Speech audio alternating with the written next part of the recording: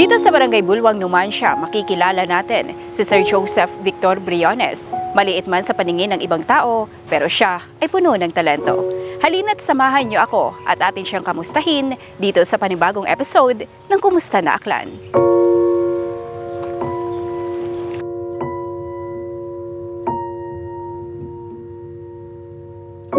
Sa mundong madalas humusga batay sa panlabas na anyo, may mga taong pinipiling patunayan na ang tunay na sukatan ng isang tao ay hindi nakikita sa tangkad, kundi sa pangarap, kakayahan at determinasyon. Siya si Joseph Victor Ibit Briones, 19 na taong gulang at kasulukuyang kumukuha ng Bachelor of Science in Information Technology, major in Software Engineering sa Aklan State University, Kalibo Campus. Ipinanganak siyang may dwarfism, isang kondisyon na nagdulot ng kakaibang hamon sa kanyang paglaki. Ngunit sa kabila nito, hindi niya hinayaang maging hadlang ang kanyang pisikal na kalagayan upang abutin ang kanyang mga pangarap. Araw-araw siyang pumapasok sa paaralan, dala ang pag-asang balang araw ay makakamit niya ang tagumpay na matagal na niyang pinapangarap. Sa kanyang paglalakbay, hindi rin naging madali ang lahat. Noong siya ay nasa elementarya pa lamang, naranasan niya ang pangungutya at pambubuli mula sa ilang tao dahil sa kanyang anyo. Mga salitang minsang nakasakit at nagdulot ng lungkot sa kanyang murang isipan. Ngunit habang siya ay lumalaki, unti-unti niyang natatagpuan ang mga taong tumitingin sa kanya bilang isang normal na individual, hindi bilang isang taong naiiba. Normal man, like parang waman ako disability ba nga kung normal nga tao nga patungo sa akon ay parang nagapon parang wamat pinagkaiba. Dati mga grade 1, grade 2, grade 3 doon gid, at pag high school waman gid, at sa college wagid palangga gid ako nagdaya sa issue kapit sa mga barkada na akon sa issue band, ROTC, mga issue ROTC officer sa Kalibo. Palangga ginada ako. Ngayon, sa kanyang buhay kolehiyo, mas nararamdaman niya ang pagtanggap at respeto mula sa mga taong nakapaligid sa kanya. Bilang panganay sa 3 magkakapatid, dala niya hindi lamang ang kanyang mga pangarap, kundi pati na rin ang responsibilidad para sa kanyang pamilya. Kaya naman, determinado siyang makapagtapos ng pag-aaral upang balang araw ay makatulong sa kanilang kabuhayan at masuklian ang mga sakripisyong ginawa ng kanyang mga magulang. Ako ro panganay sa 3 mamangangkod at gusto ko buligan to ni mama at papa sa adlaw nga kinabuhi, kasi diwang dag-on lang ako makatapos yung dagita ko at gusto ko pa turn on it sa akong dewa ganyan magmangon doon gid ako. Doon ako pursige sa pagtuon. Sa likod ng kanyang simpleng ngiti ay isang pangarap na mataas. Pangarap niya maging isang programmer at magkaroon ng oportunidad na makapagtrabaho sa ibang bansa upang mabigyan ng mas magandang buhay ang kanyang pamilya.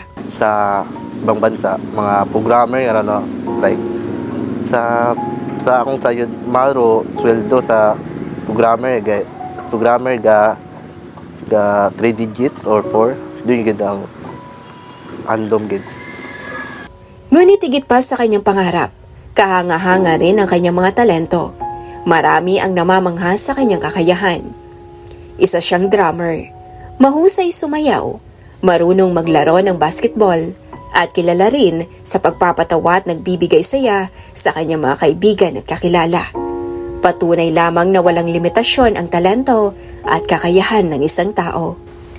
Dati, akong talent yung patik ba karon sa mga mag-atutihan niya ron.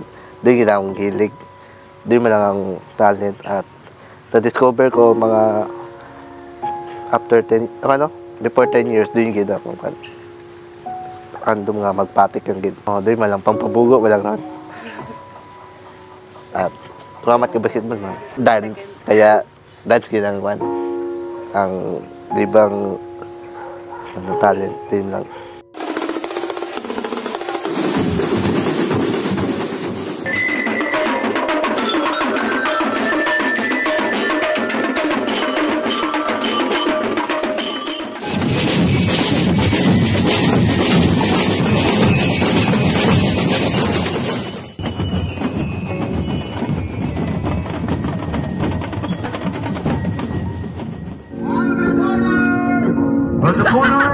Ano nung sobra?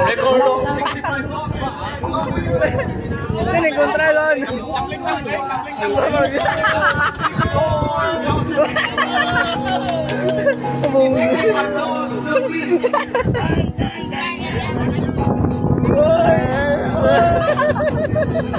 Si Victor may kalit.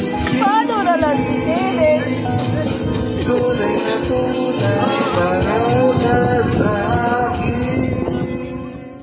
Sa lahat ng kanyang mga talento, ang pagsasayaw ang isa sa pinakamalaking dahilan kung bakit lumakas ang kanyang tiwala sa sarili. Sa bawat galaw at bawat pagtatanghal, hindi lamang siya nagbibigay aliw sa ibang tao. Natutunan din niyang yakapin at mahalin ang kanyang sarili. Dahil para kay Joseph, ang tunay na kumpiyansa ay hindi nagmumula sa itsura kundi sa pagtangkap sa kung sino ka. Alam ba, bukod ko, di ko kaya mag-dance, pero kakayanon gid para magtawid, hibayag sa mga tao. Di yung gid ako, kumpiyansa. Sa kabila ng mga pagsubok na kanyang pinagdaanan, nananatili siyang matatag at positibo sa buhay. At para sa mga taong may kaparehong sitwasyon, isa lamang ang kanyang mensahe. Huwag hayaang hadlangan ng anumang kakulangan ang pag-abot sa mga pangarap. Patuloy na magsikap, magtiwala sa sarili, at higit sa lahat, huwag susuko. Sa mga para sa akong sitwasyon, magtuon gid kamot mayad habang kapatuon kinyo. Di gid kamot soko sa inyong pangarap. Kung kaya ko, kaya man ninyo ron at doon gid ako mambag. Sa pagtatapos ng kanyang kwento, hindi niya nakakalimutang magpasalamat sa mga taong naging bahagi ng kanyang paglalakbay. Sa kanyang pamilya na walang sawang umalalay at naniwala sa kanyang kakayahan. Sa kanyang mga kaibigan na nagbigay ng inspirasyon at suporta. At higit sa lahat, sa Panginoong nagbigay sa kanya ng lakas upang harapin ang bawat hamon ng buhay. Sapagkat para kay Joseph, ang kanyang kondisyon ay hindi isang kahinaan, kundi isang paalala na ang bawat tao ay may natatanging layunin at kakayahang magtagumpay. Unang-una, thank you kay God kasi gitawan ako makarangawas. Tapos kay mama, na permi mga bugtat agahon, malasing po gid. Thank you gid kay papa nga hatod suyang masing gabi nga may event kami ginasugang na gid ako at sa akong pamilya sa Tabaw-Banga, kaday tita, tito, nanay at mga pinsan ko sa Tabaw. Abo gid sama sa langga ako. Thank you gid sa perming pag-support ako sa akong tuon kay Governor Joen Bira Flores. Abo gid salamat kasi isa nga ako ka provincial government scholar nga kita sa anang programa. Abo gid salamat kay Gov. Di ko number. At kay Engineer George and Vilma Robero. Thank you gid sa pagbulig sa akong tuon at suporta sa mga barkada ko sa isyo, sa basketball ko. Thank you gid sa pagpalangga maski makaragid ako, napalangga niyo gid ako sa Victor Society, sa Banin Majoret, sa isyo, RTC. Abog gid salamat dahil palangga niyo gid ako. Di gid ang member. Maaaring maliit man siya sa paningin ng iba, ngunit ang kanyang mga pangarap, talento at determinasyon ay walang sukat. At sa bawat araw na siya'y nagpapatuloy, pinapatunayan ni Joseph Victor na hindi kailanman nasusukat ng taas ng katawan ang taas ng pangarap. Dahil ang tunay na sukatan ng isang tao ay ang kanyang tapang na bumangon, mangarap at patuloy na lumalaban para sa mas magandang kinabukasan.